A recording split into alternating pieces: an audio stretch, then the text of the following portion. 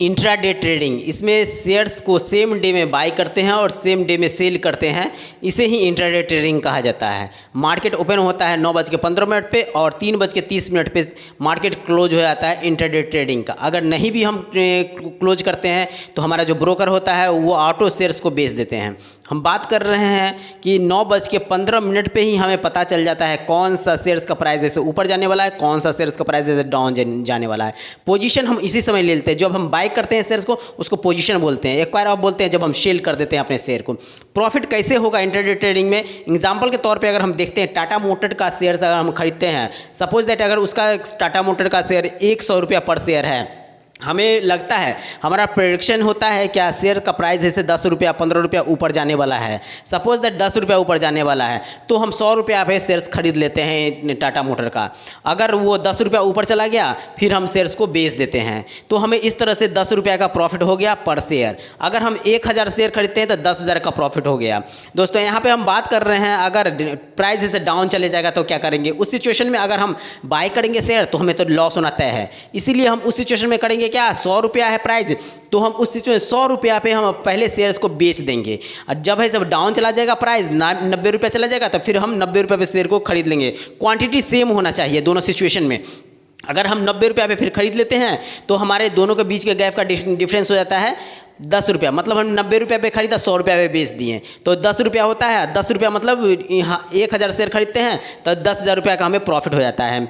यहाँ पे अगर हम 3:30 पे अगर शेयर नहीं बेचते हैं 3:30 बजे तो जो हमारा ब्रोकर है जोड़ोधा, एंजल, 5 पैसा, हम किसी का प्रमोशन नहीं कर रहे हैं, बट यहाँ पे जो भी ब्रोकर है वो हमारे शेयर को ऑटो बेच देता है। चाहे हमारा फंड, चाहे हमारा जो शेयर का प्राइस है वो घट के 100 रुपया से 80 रुपया 90 रुपया क्यों ना हो, 10-20 रुपया हमें लॉस क्यों ना हो, चाहे हमारा पूरा पैसा डूब क्यों ना जाए, बट यहाँ पे है सो वो हमारे शेयर को बेच देता है। इस तरह से इंट्राडे ट्रेडिंग होता है, क्योंकि सेम डे में खरीदना भी है और सेम डे में बेचना भी पड़ता है। इसीलिए हम यहाँ पे बात करते हैं कि अगर हम इंट्राडे ट्रेडिंग के लिए अगर 1000 रुपया हम अपने ट्रेडिंग अकाउंट में रखते हैं तो जो ब्रोकर होता है वो हमें 5 गुना ज़्यादा पैसा देता है ट्रेडिंग करने के लिए। सपोज दैट हम 1000 रुपया रखे हैं तो इंटू 5 मतलब 5000 रुपया ऐसे वो दे देगा।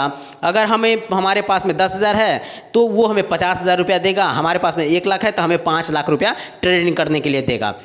बट हम इस चीज़ को ध्यान रखेंगे कि ये 5 लाख रुपया प्लस हमारा 1 लाख रुपया 6 लाख रुपया हुआ। अगर हमें प्रॉफिट होता है तो ये 6 लाख रुपया पे प्रॉफिट होता है और लॉस होगा तो हमें इन 6 लाख रुपया पे ही लॉस होगा। इसीलिए हम कम से कम इंट्राडे में ट्रेडिंग करेंगे, कम पैसे लगाएंगे, जितना हमें लॉस हो भी तो हमें कोई फ़र्क नहीं पड़ता है। दोस्तों चलिए हम एक चीज़ बता रहे हैं, फैक्ट क्या है इंट्राडे ट्रेडिंग का, ट्रेंड्स न्यूज़ क्या है।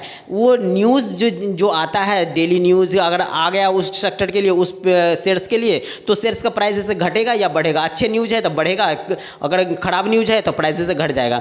Banking sector, IT sector, other sector, किसी भी सेक्टर की बात करेंगे हम तो अगर उस सेक्टर का प्राइस अगर किसी भी शेयर का बढ़ता है, मानो कि अगर मैं SBI का लेता हूँ या फिर HDFC या ऐसे है, जो भी बैंक हैं, अगर बैंकिंग सेक्टर की बात करता हूँ तो एक किसी का प्राइस बढ़ता है तो ये तय है कि उस दिन या 2-3 दिन के अंदर में हर एक शेयर्स का प्राइस जैसे बढ़ेंगे, घटता है तो हर किसी का प्राइस जैसे घटेगा।